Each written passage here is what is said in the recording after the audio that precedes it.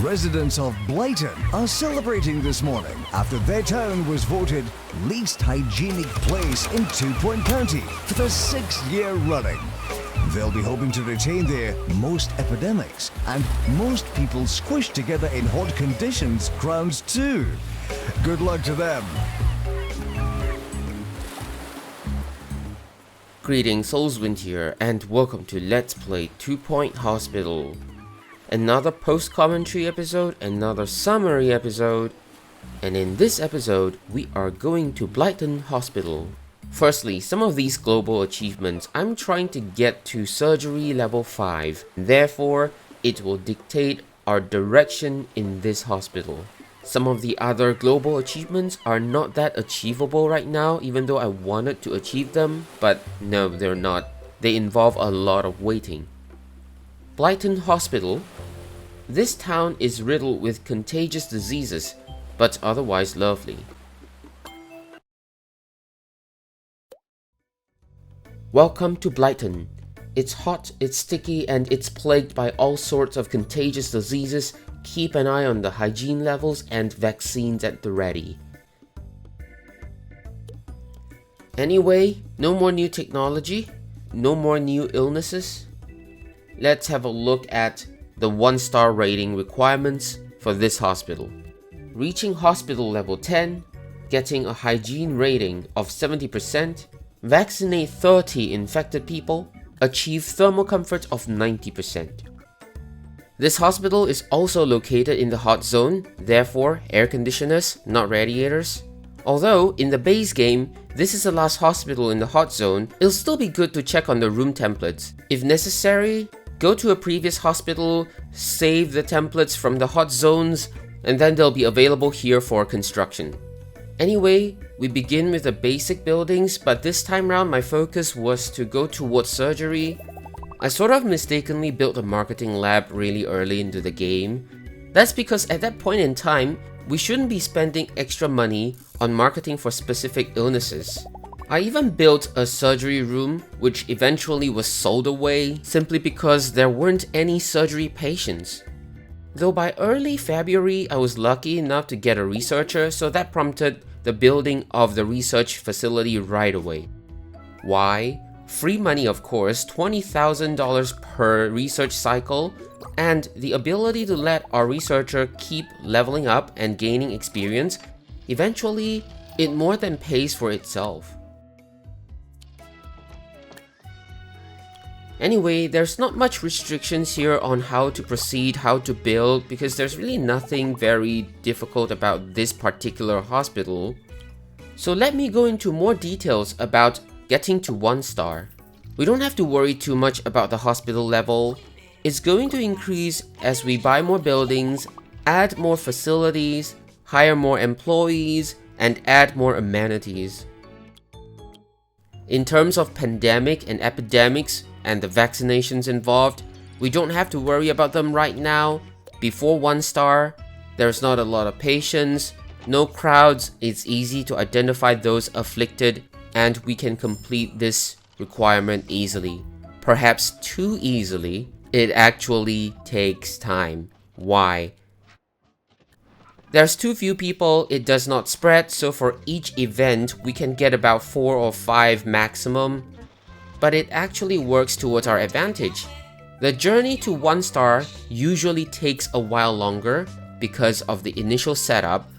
With almost nothing to begin the hospital with, we'll need to rebuild everything and retrain all our staff anyways. And to help us with that, the other requirement is a thermal comfort level of 90%.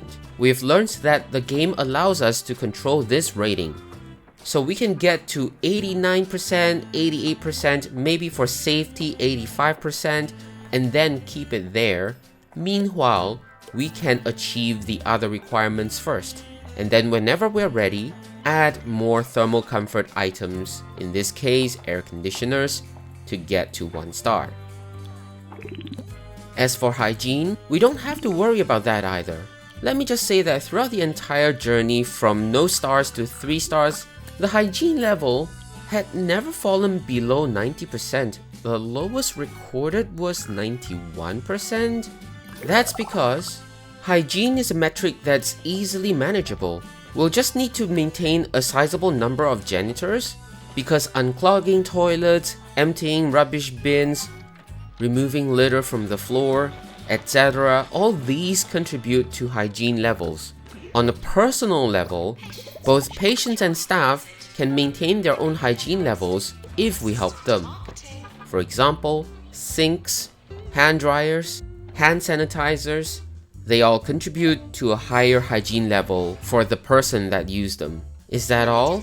No. Our chosen direction for this hospital coincidentally helped us with the hygiene rating as well.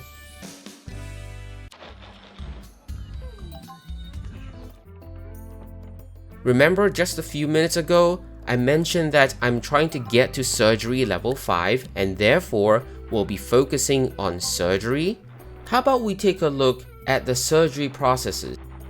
The surgeon and the nurse enter the surgery room and change into their surgical gowns, and then scrub in at the medical sink. The patients enter, also change into their surgical gowns, and lay down on the operating table, where the treatment process begins. So how does this relate to hygiene? Well, remember I mentioned about sinks? We have a sink here, the medical sink. And as part of the processes, the doctor and the nurse have to scrub in at the medical sink before operating on their patients. The medical sink increases both the nurse and the doctor's hygiene level by 100%. That directly contributes to the hygiene rating in the requirements. Anyway, by the middle of the second year, I've begun marketing for surgery patients, though this effort would still require a lot more time for its effects to be significant. By year 3, we bought the third building, and thankfully each of these buildings cost $40,000, so expansion plans for the hospital wasn't met with too much obstacles in terms of finances. But this brings up a different question that I had. Will buying new buildings lead to an increase in the number of patients arriving at our hospital? I did notice that the number of patients coming to the hospital increased after getting new buildings, but it could just simply be that after getting a new building, I had more space, and therefore I built more facilities, thereby increasing the hospital level, which will increase the number of patients coming to the hospital. For example, this building in year 3 that I just bought was used to add mega scan rooms. They appear to be one of the most efficient in diagnosing surgery-related illnesses. However, for mega scans, we need a doctor with radiology skill, thereby slightly complicating our progress. Now let's return to the topic of choosing surgery as our focus. The biggest problem with focusing on surgery would be the income, as surgery is by far the longest process in this game, whether it's compared to treatment or diagnosis. It also requires both a nurse and a doctor to operate the surgery room. Furthermore, the doctor needs to be trained in surgery skill, at least level 1. Although, since we're focusing on surgery, we might as well train all our surgeons to surgery level 5. Nevertheless, that would mean having to train a different group of doctors to manage the other treatment rooms that require doctors. A silver lining in all of these, the game does not factor in the nurse's level or skill set when calculating whether a treatment succeeds.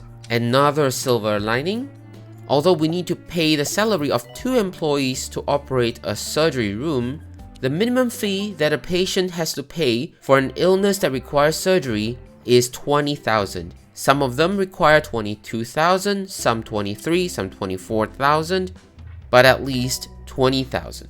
That is a very significant amount of money when we have a lot of surgery rooms operating at the same time. This meant that the nurses can be trained in other skill sets and therefore run other clinics efficiently. Yet another benefit of focusing on surgery is that we can facilitate learning more about the game, such as finding out whether it's more efficient for the hospital to focus on one or perhaps a small number of illnesses while building ad hoc clinics for the other illnesses. How does this work though? Based on my understanding, there's a maximum limit to the number of patients that can be in the hospital at any one time.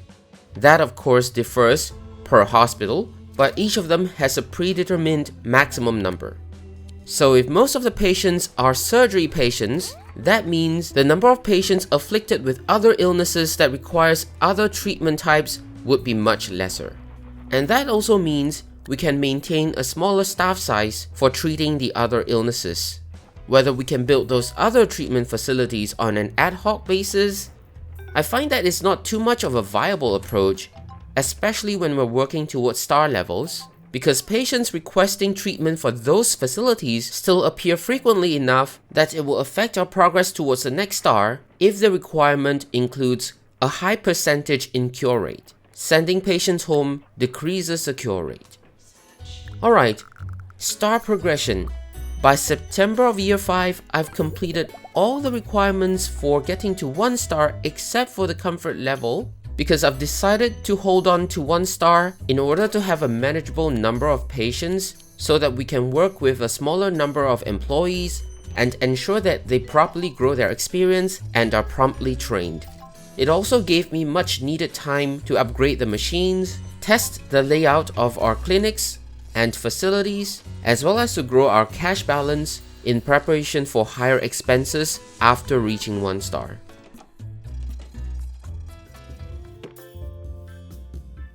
I only felt that we're ready for 1 star at the beginning of year 10. Congratulations, the 2 Point Health Ministry has awarded your hospital a 1-star rating. Yes, germs may be rather small, but it is no small feat to contain a peril so multitudinous, and we know of nowhere that contains them in such an abundance than Blighton. This is an important battle won in the fight against very tiny things. Continue the fight or venture into the city at the heart of the county. The metropolis beckons. Are you prepared to answer its call? You know, I think I might be somewhat invested. How very disturbing. Pelican Wharf and Rotting Hill. Let's continue. Now let's take a look at the 2 stars requirements. We need to achieve hospital level 14, hygiene rating 80%, vaccinate 45, cure rate 75%. As mentioned, hospital level, hygiene rating, no worries at all. At 75% cure rate, it's not too much of a concern. Not yet. To vaccinate 45, we need to spend time waiting for the game's RNG to generate the epidemics, which at 1 star level, beginning to get significantly more troublesome. Having so many more patients now as compared to before 1 star, it's become really tedious to identify the patients affected by the epidemic. That is because we only have visual clues to work with, and they are either ambiguous, such as those with the jogger's ripple effect, or identical looking decoy, such as those with the abominable curse. A possible approach that I've used was to send most of our patients home, and as they filter out from all parts of the hospital and gather in a line to leave, it became easier for us to identify those patients. However, we must exercise caution. In situations like this, with many patients gathered in a small area, it's very easy for the epidemic to go out of control.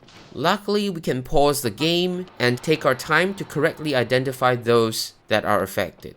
Don't forget that we need to check our staff too, as they're not immune to the infection. So it took up to September of year 12 for the game to have generated a sufficient number of epidemics that allowed us to successfully identify 45 patients. Thereafter, thanks to the cure rate requirement being lower at 75%, it only took us another 2 months to reach that number.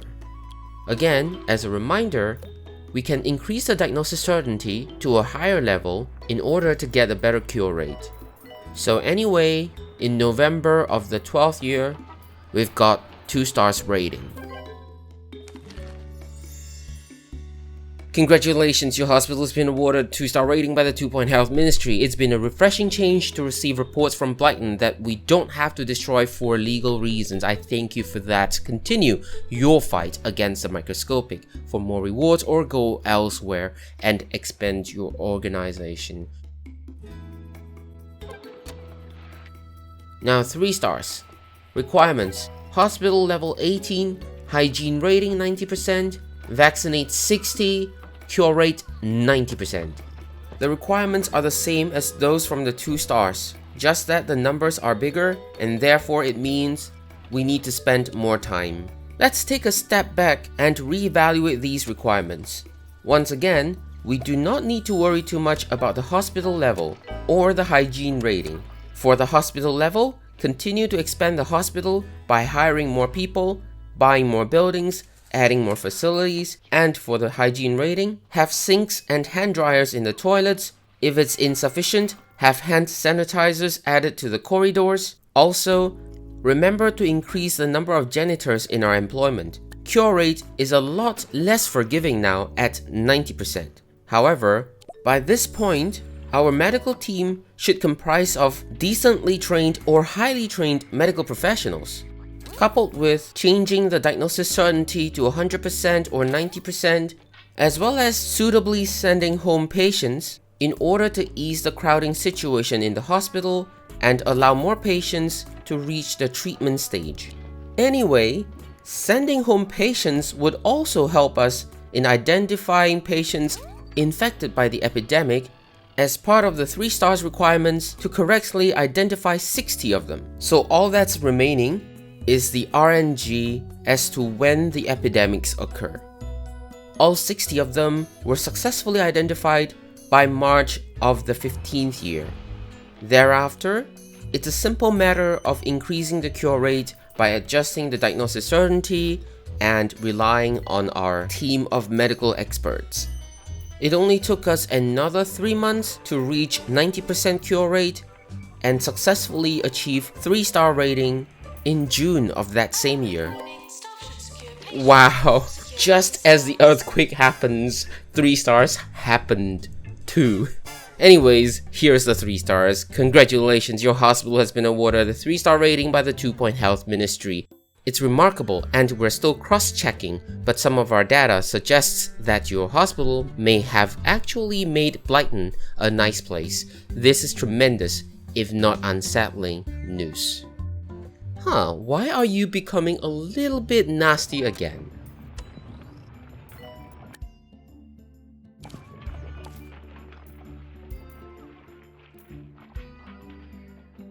Yay, we've gotten 3 stars. But we can't leave, not yet. Why? I was here for surgery level 5. Unfortunately, our surgeons were not at surgery level 5.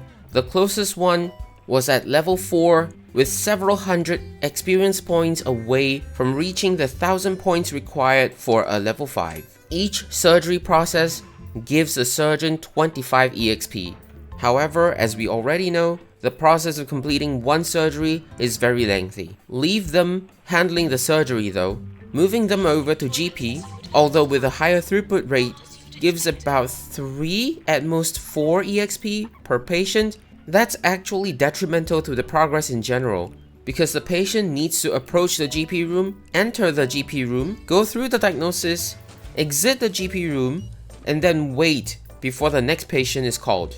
I also noticed that at a higher patient load, my computer's performance seems to be a little bit more sluggish, and therefore sometimes patients seem to wait, standing on the same spot, doing nothing, when it should have been a seamless flow between knocking on the door, entering the door, and taking a seat at the GP doctor's table.